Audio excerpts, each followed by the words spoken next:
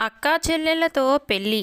వేటాడి వేటాడి అడవినంతా చిన్నాభిన్నం చేసి సింహాలకే సింహస్వప్నమైన రాకుమారుడు ఓ రోజు మునిమాపు వేళ నగరానికి తిరిగి వెళ్తున్నాడు.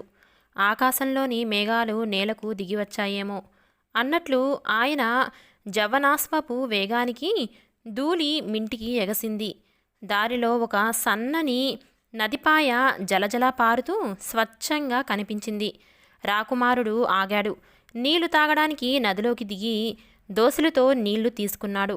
రెండు అద్భుతమైన తల వెంట్రుకలు చేతివేళ్లకు చుట్టుకున్నాయి. ఒక వెంట్రుక పసిడి ఛాయలో ఉంది, మరొకటి వెండి ఛాయలో ఉంది.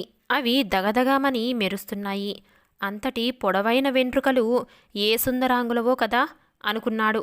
వెంట్రుకలే అంత అందంగా ఉంటే ఇక వారి సౌందర్యం ఊహించతరమా అని తనలో తానే అబ్బురపడ్డాడు. బహుశా వాళ్ళు ఆ నదిలోనే ఆ పైన ఎక్కడో స్నానం చేసి ఉండాలి.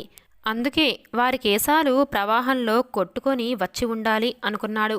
రాకుమారుడు ఇక అక్కడ ఆగలేదు. ఆగమేఘాల మీద తన అంతఃపురంలో వచ్చిపడ్డాడు. అయితే ఆనాటి నుండి అతడి ప్రవర్తనే మారిపోయింది. ఎవరితోనూ సరిగ్గా మాట్లాడడు, హుషారుగా తిరగడు.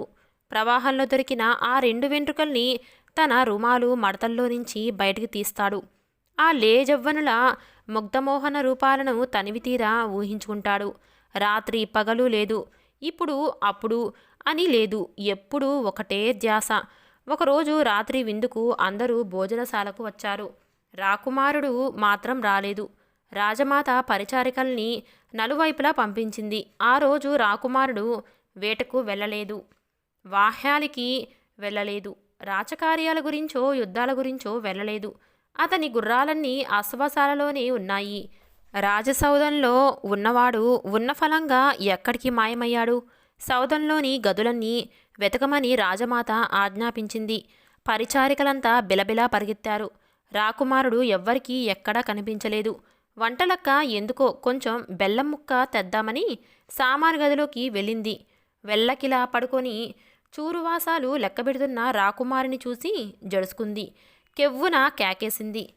రాకుమారుడు వంటలక్క గొంతు పట్టుకున్నాడు.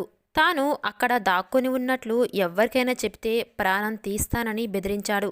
సరేనని తల ఊపి వంట మనిషి మెల్లగా బయటపడింది. గాలిగాని స్త్రీలుగాని రహస్యాలను దాచుకోలేరు అని సామెత. వంటలక్క మాత్రం ఆ రహస్యాన్ని ఎలా దాచగలదు? నేరుగా వెళ్ళి తను రాకుమారుణ్ణి చూసిన విషయం రాజమాతకు చెప్పింది. నీ ప్రాణానికేం డోకాలేదు, పో పని చూసుకో అని చెప్పింది రాణి. సామాను గది ముందు నిలబడి రాణి పెద్ద గొంతుతో పనివాళ్లను ఉత్తుత్తిగానే కోప్పడసాగింది. రోజు గదులన్నీ శుభ్రంగా ఎందుకు ఉండడం లేదని సామాను గదిలోకి వెళ్ళింది. చూడండి, ఎక్కడ మట్టి అక్కడే ఉంది అంటూ నేలంతా పరిశీలనగా చూసింది. రాణిగారి నటన అద్భుతంగా ఉందని పనివాళ్ళు గది బయటే చంకలు గుద్దుకుంటున్నారు. ఇంతలో నేల మీద పడుకొని ఉన్న రాకుమారుణ్ణి అనుకోకుండా అప్పుడే చూసినట్లు చూసి, ఎవరక్కడ సామాను గదిలో పడుకున్నారు అని కోపంగా అరిచి దగ్గరికి వెళ్ళింది. రాకుమారుడి ముఖంలో ముఖం పెట్టి చూసి చూడరాని చోట చూసిన విధంగా బాధపడుతూ దగ్గరికి తీసుకుంది. రాకుమారా, నాయనా, ఏమిటి బాబు ఇది? నీకు ఇక్కడ పడుకోవాల్సిన కర్మ ఏమిటి తండ్రి? హంసతూలిక తలపాలు వదిలి ఈ కటిక నేల మీద పడకేమిటి కన్నా? నిన్నెవరైనా ఏమైనా అన్నారా? ఎవరి మీద నీకు కోపం? ఎందుకు అలిగావు అని అతన్ని లేపి కూర్చోబెట్టింది. రాకుమారుడు తన రుమాలు మడతల్లో భద్రంగా దాచుకున్న రెండు వెంట్రుకల్ని తీసి చూపాడు. ఆ వెంట్రుకలు ఎవరివో తెలుసుకుని తను వాళ్లను పెళ్లి చేసుకోవాలని అనుకుంటున్నట్లు చెప్పాడు. ఓస్, అంతేనా? అలాగేలే అంది రాజమాత. ఆ సమయానికి అలా అందేగాని ఎందుకో ఆమె మనసులో లేదు. మరునాడు రాజ్యమంతా దండోరాతో మారుమ్రోగింది.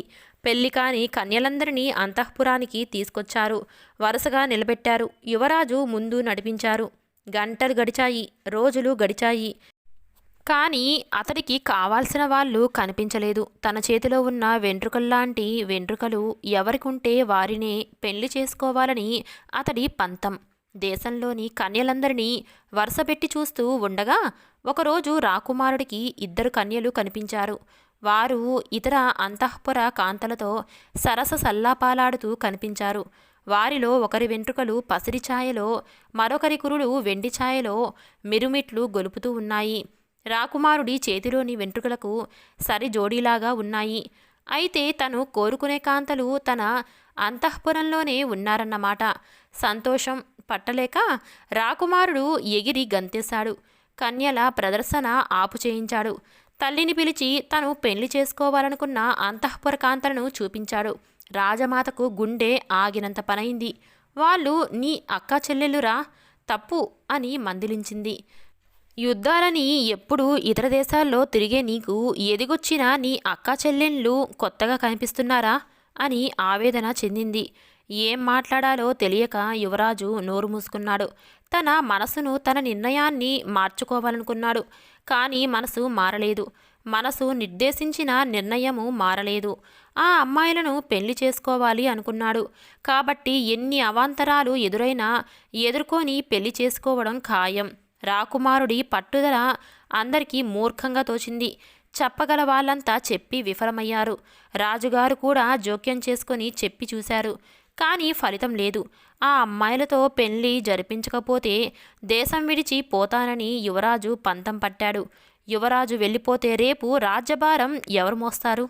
రాకుమారుడి మూర్ఖపు పట్టుదల ముందు ఎవరు నిలబడలేకపోయారు. చివరకు అతడి పెళ్లి అక్కా చెల్లెళ్లతో చెయ్యడానికే నిశ్చయించారు. ఏర్పాట్లు చకచకా జరిగిపోయాయి. ముహూర్తాలు దగ్గరపడ్డాయి. తమకు తమ సోదరుడితో పెండ్లేమిటని అమ్మాయిలిద్దరూ కుమిలి కుమిలి ఏడ్చారు. తప్పించే నాదుడే లేడా అని దేవుణ్ణి ప్రార్థించుకున్నారు. సమయానికి ఎవరూ రాలేదు. ఎవరూ రక్షించలేదు. చివరికి పెండ్లి పీటల మీదకి పోయేదాకా వచ్చింది. రాజకుమార్తెలిద్దరూ అంతఃపురంలో నుంచి బయటపడి తోటలోని గంధపు చెట్ల వద్దకు వెళ్ళారు. వాటికి భక్తితో ప్రణమిల్లారు. గాలికి కొమ్మలు కదిలాయి. చెట్లు తమకు ఆశ్రయమిస్తామని అభయహస్తం చూపుతున్నట్లు వారికి అనిపించింది. గబగబా చెరొక చెట్టు ఎక్కారు. పైన కొమ్మల మధ్య దాక్కొని కాస్త ఊపిరి పీల్చుకున్నారు. పెళ్లి సమయానికి రాజకుమార్తెలు వెళ్ళిపోయారేమిటని అంతఃపురమంతా కలవరం చెందింది. వెతుకుతూ వెతుకుతూ భటులు గంధపు చెట్ల దగ్గరికి వచ్చారు. ఆ వెనుకనే రాజు, రాణి, యువరాజు అందరూ వచ్చారు. పీటల మీది పెళ్లి ఆగిపోవడం యువరాజుకు ఇష్టం లేదు. రాజు చెట్లపైకి చూసి కూతుళ్ళు క్షేమంగా ఉన్నందుకు సంతోషించాడు. దిగిరండి, దిగిరండి నా చిట్టి తల్లులు, బంధుమిత్రులంతా వచ్చి ఉన్నారు. పెళ్లి ముహూర్తము ముంచుకొచ్చింది అంటూ కిందికి దిగి రమ్మని పిలిచాడు. కానీ వారు రాలేదు. పైనుండే జవాబు చెప్పారు. తాము ఎవరికి అందకుండా పైపైకి పెరగమని చెట్లను ప్రార్థించుకున్నారు. అయ్యరో ఓ అయ్యా, మా అయ్య నువ్వు కనిపెంచి మమ్మల్ని పెద్ద చేశావు. మామగారిని పిలవనెవరెట్లా వచ్చు? పైపైకి పెరగవే గంధపు చెట్టు అనగానే చెట్టు మరింత పొడుగు పెరిగింది. వాళ్ళందరూ అందకుండా మరింత పైకిపోయారు. రాణి వచ్చి పిలిచింది. వాళ్ళు రాలేదు సరికదా, చెట్టును మరింత పైకి పెరగమన్నారు. బంధువులు, మిత్రులు, చెలికత్తెలు ఒక్కరొక్కరుగా పిలిచారు. వాళ్ళు ప్రతి పిలుపుకి బదులిస్తున్నారు. కానీ చెట్టును మరింత పెరగమంటున్నారు. అలా గంధపు చెట్లు చాలా ఎత్తుకు ఎదిగాయి. రాజకుమార్తెలు ఎక్కడో మబ్బుల్లో చిన్నగా కనిపిస్తున్నారు. చివరకు పెళ్లి కొడుకు కలగజేసుకొని పిలిచాడు. దిగిరండి, దిగిరండి అందాల భరిణలు, బంధుమిత్రులంతా వచ్చి ఉన్నారు. పెళ్లి ముహూర్తము ముంచుకొచ్చింది అని అన్నాడు. దానికి రాజకుమార్తెలు, అన్నరో ఓ అన్న, మా అన్న నువ్వు, తమ్ముడా ఓ తమ్మి, మా తమ్మి నువ్వు, తోడబుట్టి నువ్వు భర్తవవుతావా? మొగుడని పిలవగా నోరెట్లా వచ్చు మాకు? పైపైకి పెరగవే గంధపు చెట్టు అని అన్నారు. అంతే, ఫెలఫెలామని శబ్దాలు కనిపించాయి. ఆకాశంలో మెరుపులు మెరిశాయి. మబ్బులన్నీ కమ్ముకొచ్చాయి. ఈదురుగాలి తీవ్రంగా వీచింది. సముద్రాలు ఉప్పొంగాయి. ప్రళయం వచ్చినట్లయింది. చెట్లు నిలువున చీలాయి. రాజకుమార్తెల్ని తమలో ఇముడ్చుకొని మళ్ళీ అతుక్కున్నాయి. అందరూ చూస్తుండగానే పెళ్లి కూతుర్లిద్దరూ చెట్లలో కరిగిపోయారు. మరు నిమిషంలో ఏమీ జరగనట్టు వాతావరణమంతా మామూలు స్థితికి వచ్చింది. చెట్లు కూడా మామూలు చెట్లు అయిపోయాయి.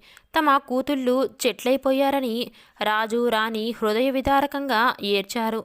తన మూర్ఖత్వాన్ని తలుచుకొని యువరాజు ఖిన్నుడయ్యాడు.